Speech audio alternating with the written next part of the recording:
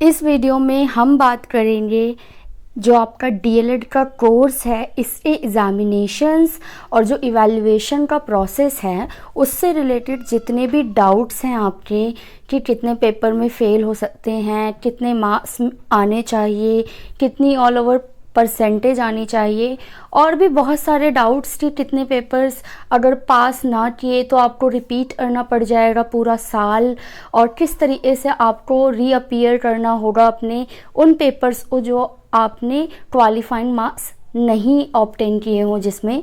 तो इससे regarding examination से रिलेटेड जितने भी आपके डाउट्स हैं आप ये पूरी वीडियो एक बार देख लो, सारे डाउट्स आपके क्लियर हो जाएंगे। और उसके बाद भी ऐसी कोई बात है या ऐसा कोई डाउट है जो रह जाता हो आपके मन में तो आप मुझे कमेंट में बताइएगा, मैं कोशिश करूँगी कि उसको ज़रूर क्लियर कर सकूँ। वैसे मैं इस वीडियो में ही कोशिश कर रही हूँ कि आपको सारी जो क्लियरिटी है जो भी डीएलएड एग्ज़ामिनेशन से रिलेटेड है वो सारा ही मैं आपको बता दूँ। तो स्टार्ट करेंगे वीडियो को, और सबसे पहले मैं इस कोर्स के बारे में आपको थोड़ा सा बेसिक सा नॉलेज बता देती हूँ कि ये जो डीएलएड कोर्स है ये SCERT के अंडर आता है। मतलब जो SCERT है यही इसका करता धरता है। इसी के अंडर जितने भी डीएलएड के कॉलेजेस हैं दिल्ली के अंदर, चाहे वो प्राइवेट हो चाहे वो गवर्नमेंट हो, वो सारे आते हैं। तो ये देखिए यहाँ पर SCERT डीएलएड।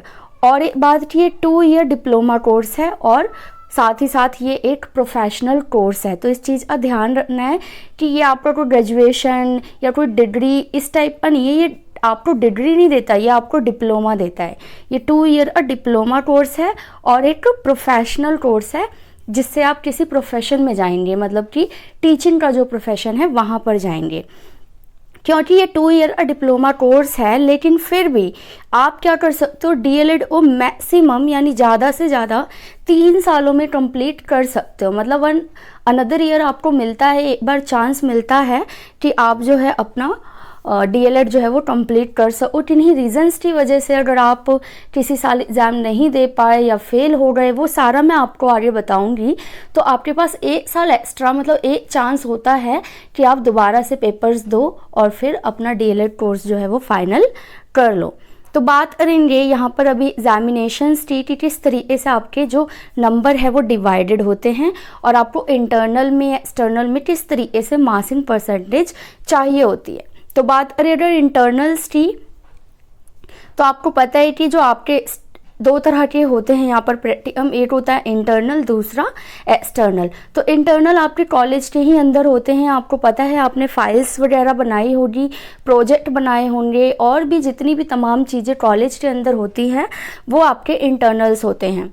तो इंटरनल्स के जो नंबर होते हैं आपके, जैसे यहाँ पर नीचे देखिए कि मान लीजिए आपका इंटरनल है 25 नंबर का, ठीक है, तो आपको उस इंटरनल में 50% मार्क्स जो है वो चाहिए। 50% मार्क्स आपके इंटरनल में हर सब्जेक्ट में होने चाहिए। जैसे कुछ कुछ इंटरनल आपके ऐसे हैं जिनमें 25 नंबर का इंटरनल है, तो वहाँ पर आपके 13+ होने चाहिए। और जो 50 नंबर का इंटरनल होता है, जैसे health and physical education, art, वर्ट, ये 3 ऐसे सब्जेक्ट हैं जिसमें 50 नंबर का इंटरनल होता है। तो 50 में से आपको 50% यानी कि 25 नंबर तो पास होने के लिए चाहिए ही चाहिए, और कोशिश करेंगे आप कि इससे ज़्यादा लेकर आएँ। तो ये तो बात हो रही है आपके इंटरनल की।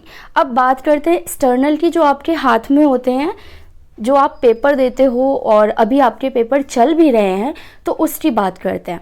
तो एक्सटर्नल में आपको चाहिए होते हैं 40% मार्क्स। तो 40%, और अगर हम पेपर की दृष्टि से देखें तो जो 75 वाले पेपर हैं आपके, जो 75 मार्क्स के कोर पेपर हैं, उसमें आपके 30 या 30+ आने चाहिए। 30 से ज़्यादा ही लेकर आइए। और जो आपके 50 नंबर के हैं वही health and physical education, arts और वर्क, ये 3 जो पेपर हैं ये 50 नंबर का ही एक्सटर्नल भी होता है। तो यहाँ पर आपको 40% यानी कि 20+ मार्क्स लेके आने हैं। तो ये बात हो गई आपके एक्सटर्नल की। तो दोनों बातें यहाँ पर आपकी क्लियर हो गई होंगी कि चाहे इंटरनल में आपको कितने लाने हैं और एक्सटर्नल में कितने लाने हैं। ये सारे मैंने आपको परसेंटेज भी बता दिया और नंबर के अकॉर्डिंग भी बता दिया। तो अभी जो आपके एग्ज़ाम चल रहे हैं एक्सटर्नल वाले, क्योंकि इंटरनल का तो अभी आप कुछ नहीं कर सकते, आपको जितने नंबर मिलने थे मिल गए। जो एक्सटर्नल चल रहे हैं ये आपके हाथों में हैं। तो आप कोशिश कीजिए कि 75 नंबर वाले जो पेपर हैं वहाँ पर 30+ ही लेकर आइए, कम मत लाइएगा। और जो 50 नंबर वाले पेपर हैं उसमें 20 से ज़्यादा आपको नंबर लाने होंगे, तो ही जो आपकी ऑल ओवर परसेंटेज है वो बन पाएगी कि आप जो DLED का कोर्स है उसको कंप्लीट कर पाओगे। अब हम बात करेंगे उन पेपर्स की, या फिर ऐसे जो पेपर आपके ख़राब गए या किसी वजह से आप नहीं दे पाए, तो उनका क्या चक्कर है वो अब आप देखिएगा यहाँ पे कि if not obtain qualifying marks. मैंने आपको क्वालिफाइंग मार्क्स बता दिए ऊपर कि आपको कितने में से कितने लाने हैं।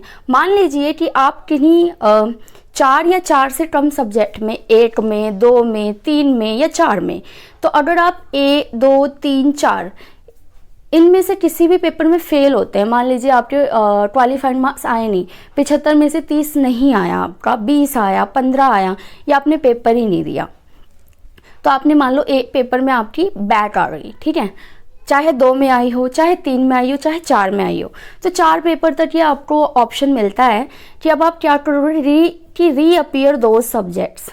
तो जिन भी पेपर में आपके फेल होने के मार्क्स आए हैं, या आप फेल हो गए हो, या आपने पेपर नहीं दिया है, तो ऐसे 4 तो आप क्या कर सकते हो, अगले साल नेक्स्ट ईयर आप क्या करोगे, रीअपियर करोगे। जब नेक्स्ट ईयर दोबारा पेपर स्टार्ट होंगे, मान लीजिए आप फर्स्ट ईयर में हो, ठीक है, फर्स्ट ईयर में आपके 2 पेपर में बैक आई है, तो 4 या 4 से कम है ना 2 पेपर, तो अब क्या करोगे, जब आप सेकेंड ईयर में आओगे तो आप सेकेंड ईयर पढ़ोगे, आपको रोका नहीं जाएगा कि आप सेकेंड ईयर मत पढ़ो, आप सेकेंड ईयर पढ़ो, लेकिन जब फर्स्ट ईयर के पेपर होंगे ना अगले साल, जब आप सेकेंड ईयर में होंगे, तब आपको फर्स्ट ईयर वाले वो पेपर जिसमें बैक आई थी वो दोनों पेपर आपको दोबारा देने होंगे और क्वालिफाई भी करना होगा। और यही चीज़ सेकेंड ईयर वालों पे भी लागू होती है। मान लीजिए आप सेकेंड ईयर में हैं अभी, मतलब आपका फाइनल ईयर है, और आपके 4 या 4 से कम सब्जेक्ट में बैक आ गई है, या नंबर नहीं आए, आपने पेपर नहीं दिया, आप फेल हो गए हो, तो अब आप क्या करोगे, अगली साल मतलब जो तीसरा साल होगा, तीसरे साल में जो बच्चे सेकेंड ईयर वाले पेपर देंगे, आप उनके साथ बैठोगे और उन्हीं पेपर्स को दोबारा से दोगे जिनमें आपकी बैक आई है या फिर री आई है। तो इतनी बात आपको क्लियर हो गई होगी।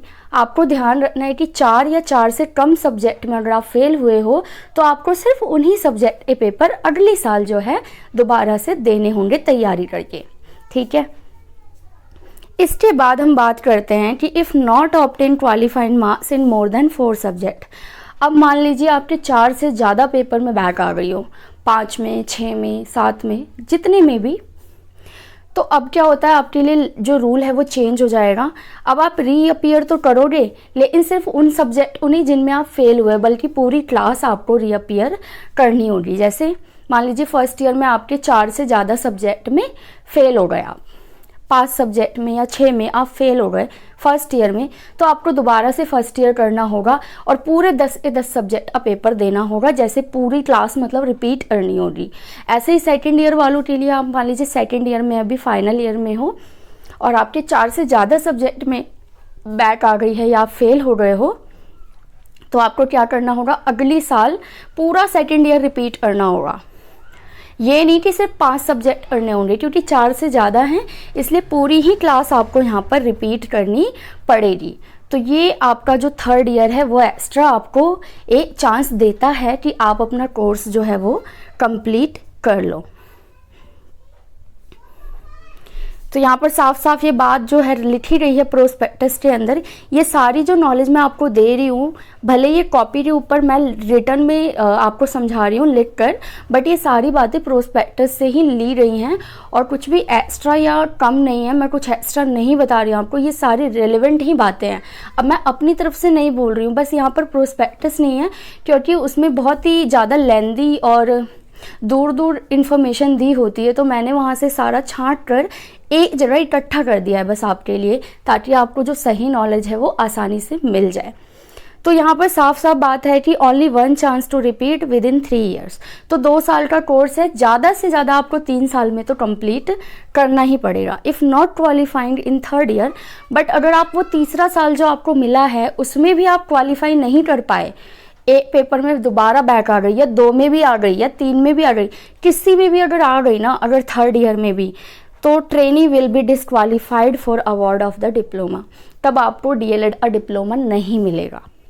तब आप बिल्कुल डिस्क्वालीफाई हो जाओगे, आप नहीं मतलब माने जाओगे कि आप एक टीचर बन सकते हो, आपके अंदर काबिलियत है टीचर बनने की। तो इस तरीके से जो डाइट है वो डिसाइड करता है इवैल्यूएशन प्रोसेस को। अब ओवरऑल की हम बात कर लें तो यहाँ डीएलएड में अगर आपके ओवरऑल जो पासिंग परसेंटेज है वो है 50%। तो अगर 50% आप लेके आते हो तो आप पास हो, आपने अच्छे से पास कर लिया है डीएलएड का, ऑल ओवर बात कर रही हूँ मैं। वहीं अगर आपकी 60% या उससे अबव आती है तो आपको फर्स्ट डिवीज़न मिलेगी, और 75% से अगर आप ज़्यादा लाते हो तो बहुत ही बढ़िया है, इसमें पास विद डिस्टिंक्शन होगी आपकी, मतलब इसको बहुत ही अच्छा माना जाता है अगर आप डिस्टिंक्शन से पास होते हो किसी भी क्लास में। तो कोशिश कीजिएगा कि आप फर्स्ट डिवीज़न तो लेकर आओ, और अगर डिस्टिंक्शन ला सकते हैं तो बहुत ही अच्छी बात है। इसके अलावा कुछ बातें और मैं आपको डीएलएड इवैल्यूएशन के लिए बताती हूँ कि if candidate doing another professional course at the same calendar, अगर आप डीएलएड कोर्स के साथ साथ कोई और भी प्रोफेशनल कोर्स कर रहे हो तो फिर क्या होगा, आपका जो ये डिप्लोमा है वो डिस्क्वालीफाई हो जाएगा। तो आपको ध्यान रखना है कि आप जब डीएलएड कर रहे हैं तो सिर्फ डीएलएड ही करें, क्योंकि ये प्रोफेशनल कोर्स है तो यहाँ पर आपको टाइम देना पड़ता है, आपको ट्रेनिंग लेनी पड़ती है, क्योंकि आप प्रोफेशन में जा रहे हो किसी। उसके बाद कुछ बातें और, जैसे कि अटेंडेंस आर वेरी इंपॉर्टेंट। आप बिल्कुल भी अटेंडेंस को हल्के में मत लीजिएगा अगर आप डीएलएड का कोर्स कर रहे हो। अगर टीचर्स बोलती हैं कि कॉलेज आओ अटेंडेंस शॉर्ट हो जाएगी, तो उस बात को ध्यान रखिए, क्योंकि बाद में ना आपको बहुत प्रॉब्लम हो जाएगी अगर अटेंडेंस आपकी शॉर्ट हो जाती है तो। क्योंकि एससीईआरटी जो है अपने प्रोस्पेक्टस में साफ साफ अटेंडेंस को लेकर रूल्स और रेगुलेशंस देता है। क्योंकि डीएलएड देखो एक रेगुलर कोर्स है, प्रोफेशनल है, तो वहाँ पर कैंडिडेट को जाना ज़रूरी होता है, चीज़ों को सीखना ज़रूरी होता है। इसके अलावा डीएलएड के अंदर सैप प्रोग्राम जो होता है, स्कूल के अंदर जो आप जाते हो, जो आपको 40 दिन के लिए भेजा जाता है, 35 या 40 दिनों के लिए, वो आपके लिए बहुत बहुत इम्पॉर्टेंट है विद 100% अटेंडेंस। उसमें आपकी एक भी दिन की छुट्टी नहीं होनी चाहिए। जिस भी स्कूल में आपको सैप प्रोग्राम मिला है तो आप वहाँ पर ज़रूर जाएं और अच्छे से बच्चों को पढ़ाएं, नई नई चीज़ें सीखें, नई नई टेक्निक्स अपनी भी ईजाद करें, और ध्यान रखें इन बातों का अगर आप डीएलएड कोर्स के अंदर हो तो। और इसके अलावा अगर आपके कोई भी डाउट हो डीएलएड से रिलेटेड, एग्ज़ाम से रिलेटेड, तो आप मुझे कमेंट कर सकते हैं। मैं उस डाउट को क्लियर करने की पूरी कोशिश करूँगी। और काफ़ी सारी बातें एग्ज़ाम से रिलेटेड, रीअपीयर से रिलेटेड मैंने आपको यहाँ पर बता दी हैं। और एक बात आपको साफ साफ माइंड में रखना है, अगर एक भी पेपर में बैक आ रही है आपकी तो दैट्स मीन आपको अगले साल वो पेपर देना है, क्योंकि ये एनुअल पेपर होते हैं ना, इसलिए तो आपके लिए अलग से पेपर तैयार नहीं होगा। जब अगली साल बच्चे उसी पेपर को देंगे तब आपको उनके साथ बैठकर पेपर देना होगा। तो ध्यान रखें आपकी पहली बार में ही आपका जो पेपर है वो पास हो जाए, क्योंकि अगर आप पेपर पास नहीं करेंगे तो आगे के लिए आपके सारे डोर्स जो है वो बंद हो जाएंगे। आपको सीटेट भी क्लियर करना है, बहुत सारी चीज़ें हैं। तो DSSB वो तो बिना कोर्स को पूरे किए आपको मिलेगा ही नहीं। तो इस बात का ध्यान रखिए, चाहे थोड़े कम नंबर आ जाए लेकिन पहली बार में ही आप क्या करें, क्वालिफाई करें अपने सारे पेपर्स को।